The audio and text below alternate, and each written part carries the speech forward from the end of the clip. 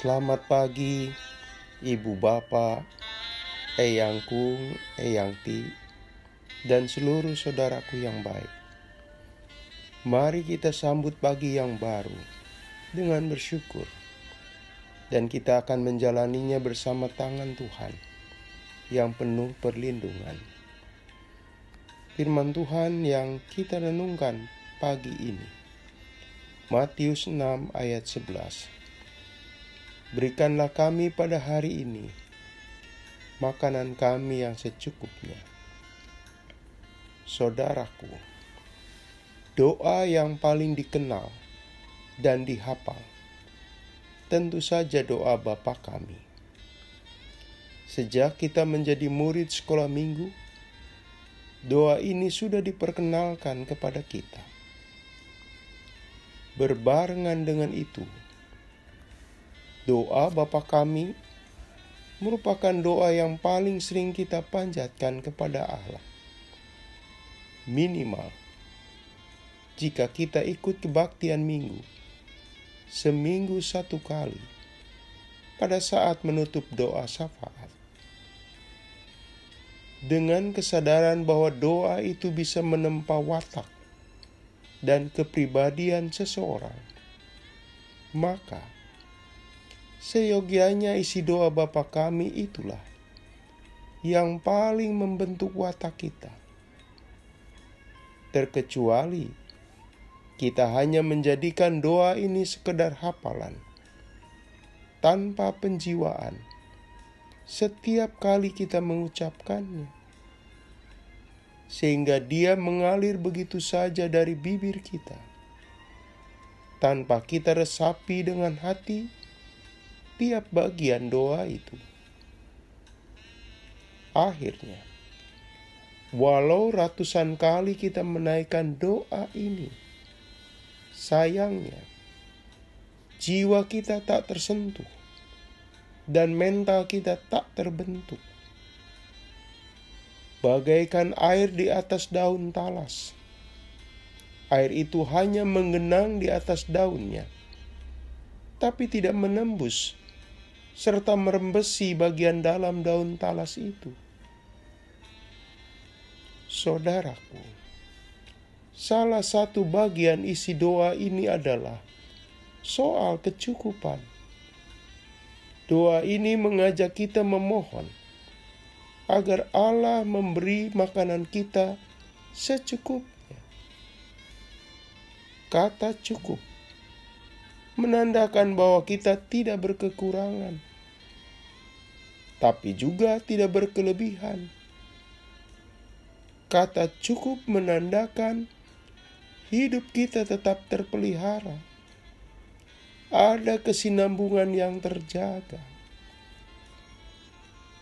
Kata cukup mengajak kita tidak serakah, sekaligus juga tidak khawatir. Orang yang serakah adalah orang yang merasa tidak cukup, lalu dengan teganya mengambil bagian orang lain. Sama seperti pengalaman orang Israel yang menumpuk roti mana sebanyak-banyaknya. Serakah. Akibatnya, roti mana busuk dan tidak bisa dimakan. Sementara itu, kita tidak perlu risau dan khawatir, karena kecukupan berarti kebutuhan kita terpenuhi. Saudaraku, ada orang yang merasa makan satu piring sudah cukup. Namun, belum tentu buat yang lain takaran makannya sama. Satu piring cukup. Betul, ukuran kecukupan tiap orang berbeda. Hanya jangan sampai atas dasar itu ia menjadi alasan mengambil makanan semaunya. Saya sering, mungkin saudara juga, melihat di resepsi perkawinan, atau kebaktian syukur, piring-piring teronggok dengan sisa-sisa makanan yang tidak dihabiskan. Saya yakin itu terjadi lantaran orang-orang itu mengambil makanan sebanyak-banyaknya, bukan secukupnya. Akhirnya tidak habis makanan yang diambilnya.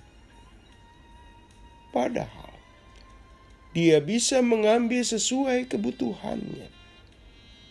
Jika kurang, dia bisa tambah makanan. Pengalaman kecil itu, saudaraku, menunjukkan orang itu khawatir tidak kebagian makan. Akhirnya, makanan yang sudah didoakan terbuang percuma. Dan pelakunya itu, dia mengambil lebih banyak mengikuti keinginan daripada kebutuhan. Sayang sekali, berkat Tuhan disia-siakan lantaran tidak menerapkan prinsip secukupnya. Saudaraku, mengenai makanan yang secukupnya, ada juga yang menafsirkan bahwa ini tidak semata-mata soal makanan. Ini juga menyangkut rezeki atau berkat. Berkat yang menjamin kesinambungan hidup hari demi hari. Tuhan itu sumber kehidupan yang mensuplai berkat kita dari hari ke hari. Dan Ia memenuhinya. Jadi, bagian kata secukupnya mengandung keyakinan dan kepasrahan kepada Tuhan bahwa Dia pasti memenuhi kebutuhan hidup Anda dan saya. Ingat, Allah mencukupi kebutuhan kita, bukan keinginan kita. Kebutuhan kita bisa terukur. Orang sekaya apapun, kebutuhan makannya sehari 3 kali. Namun, mengikuti keinginan, frekuensinya bisa lebih daripada itu. Bisa saja inginnya sehari 10 kali makan.